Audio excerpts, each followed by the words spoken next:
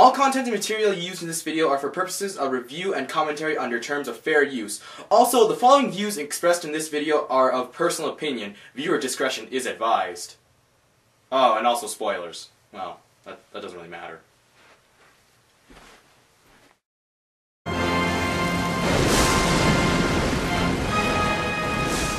Hello ladies and gentlemen, and welcome to StormKing Final Impressions of Guilty Crown. Now, you're probably all wondering, why isn't this Guilty Crown video either a full review or part of the Final Impressions montage, which I usually do?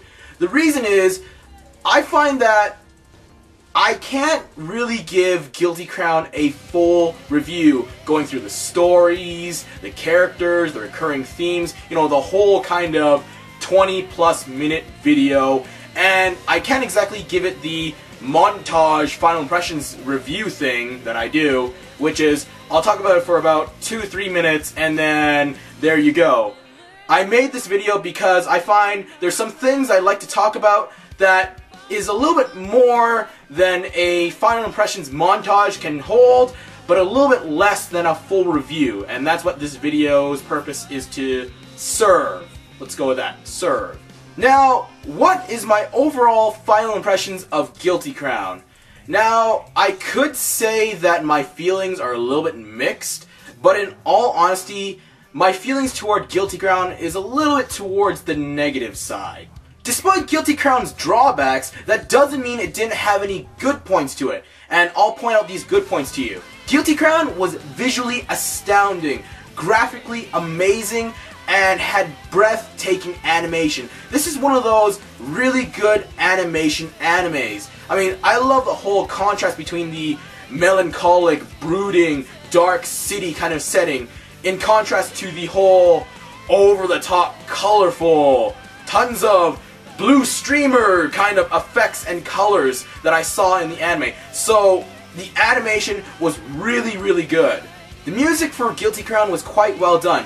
The openings done by Egoist was a very J-pop with some J-rock elements, but in the second opening it was more heavier J-rock and J-pop, which I preferred. And the endings were done by Supercell, which was more the standard J-pop, which it was not bad, nothing really special, but I more preferred the second opening.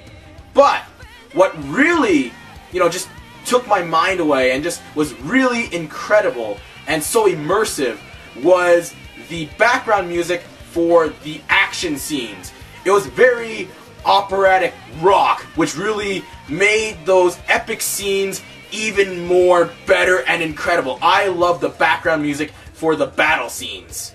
And Guilty Crown had a very good first impressions, what with the story that is all about this post-apocalyptic Japan where a mysterious virus has killed so many people, and then all of a sudden you have this reluctant guy who picks up a genome kind of power. It's like, what? DNA's involved in this? Genomes? What? And then all of a sudden he can reach inside people's souls, grab out weapons, and start kicking ass. And then you have this mysterious girl, this very silent, beautiful, visually astounding girl who's almost a Rei Ayanami kind of type of girl. And then all of a sudden stuff happens, explosions, some drama, some comedy, which is really, really awesome, and a really great initial impressions. But then things took a 180 in terms of pacing, development, and overall feel for the story and series. One of the major faults to Guilty Crown is that after the halfway mark to the series, all of a sudden, the progression, the development, and the pacing shot through the roof in terms of speed and how fast it was going, and everything became so cluttered and confusing, much more harder to follow and understand, and less relatable and overall less enjoyable than the first half. One example of this being the story going from this kickback, slice of life, everyday, new kind of enemy, but we always beat the enemy, and then we laugh it off at the end of the day, and then became a dictatorial, prisoner, totalitarian state kind of story, then all of a sudden shifted into a save the world, because bad guy kind of story. And that's very fast and confusing to all of a sudden shift through all these three kinds of stories and plot points in 22 episodes.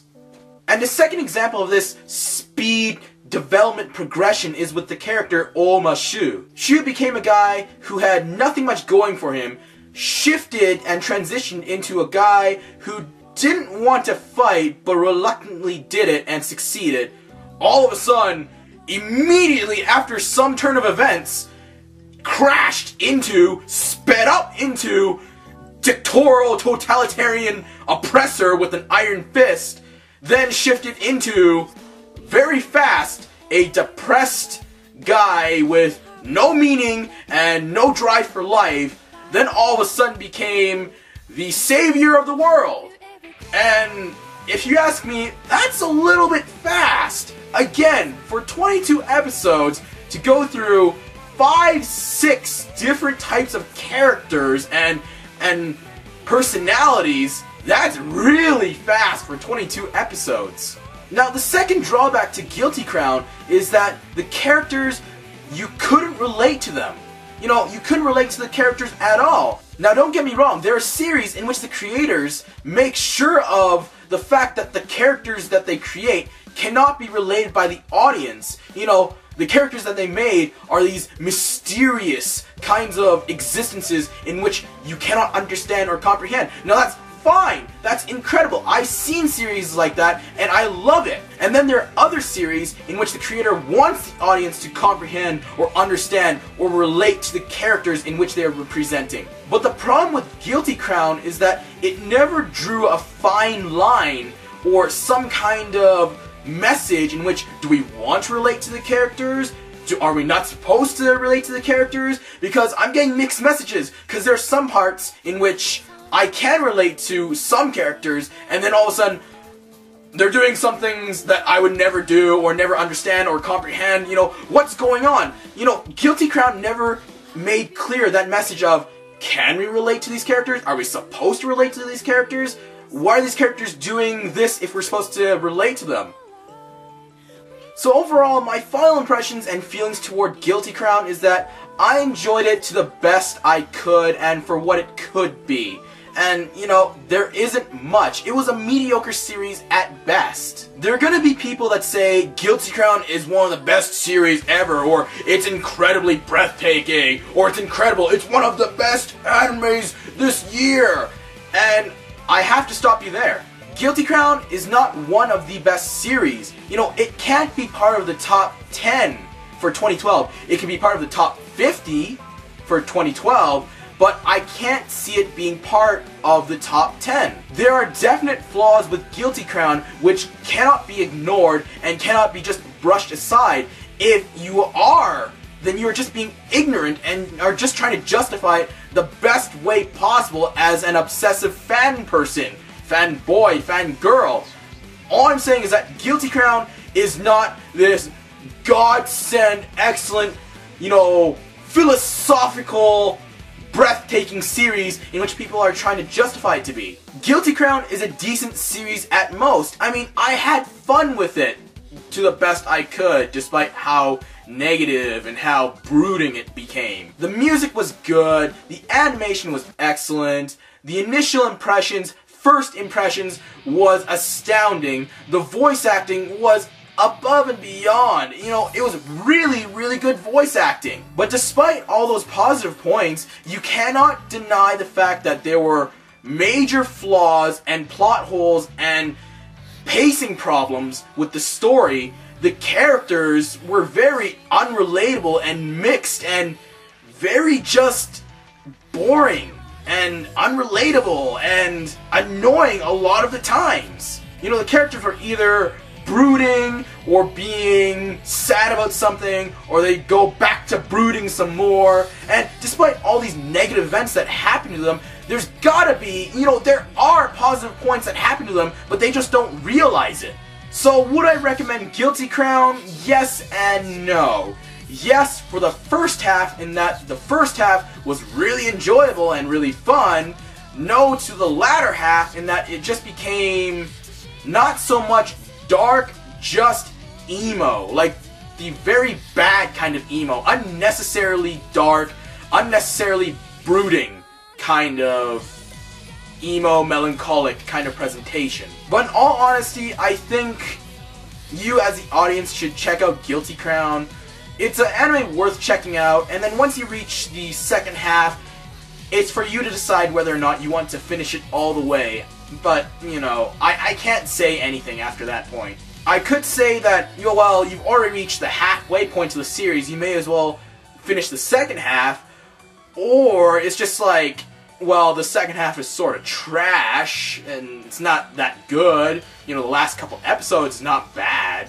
But yes, in all honesty, I think you as the audience should check out Guilty Crown. It's worth watching, but by no means is it the best anime, or the godsend anime, or the next Code Geass. Despite the fact that the director for the Death Note anime and the script writers for Code Geass collaborated for Guilty Crown didn't turn out to be what it was supposed to be, in my opinion. Maybe it did for Production IG, but for myself, I didn't think that it was the best that they could have done. So this is StormKing Final Impressions for Guilty Crown. Overall, I did enjoy Guilty Crown to the best I could. That's regardless without saying. You know, I tried to enjoy it, I did enjoy it, there's some parts that I didn't like, and there are other parts that I did like. So, with that said, this is StormKing telling you to read some manga, watch some anime, you'll like it, and I'll see you in the next video.